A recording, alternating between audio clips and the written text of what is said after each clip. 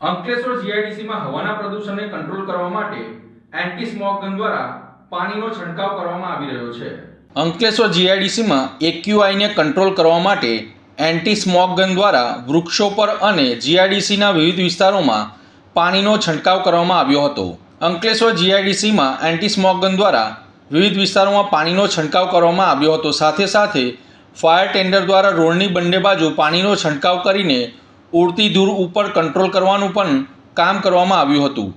Ankleshwar જીઆઈડીસીમાં anti smog gun દ્વારા પાણીનો છંટકાવ કરીને હવાના પ્રદૂષણને કંટ્રોલ કરવી એ એક સારી બાબત છે, પરંતુ એન્ટી સ્મોગ ગનનો ઉપયોગ એક્યુઆઈ સ્ટેશનની આસપાસના વિસ્તારોમાં કરવામાં આવે તે સિવાય વિન્ડ ડાયરેક્શન પ્રમાણે તેનો ઉપયોગ કરવો તેટલું જ જરૂરી છે।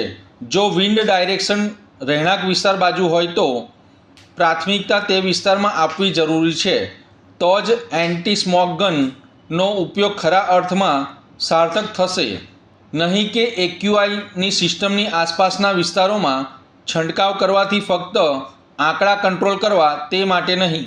અંકલેશ્વર જીઆઈડીસીમાં ફક્ત એક જ એન્ટી સ્મોગ ગન છે, તેની સંખ્યામાં પણ વધારો કરવો તે પણ જરૂરી બન્યું છે। હાલ એન્ટી સ્મોગ ગન દ્વારા અંદાજિત દરરોજ 20,000 લીટર પાણીનો છંટકાવ કરવામાં આવી રહ્યો છે।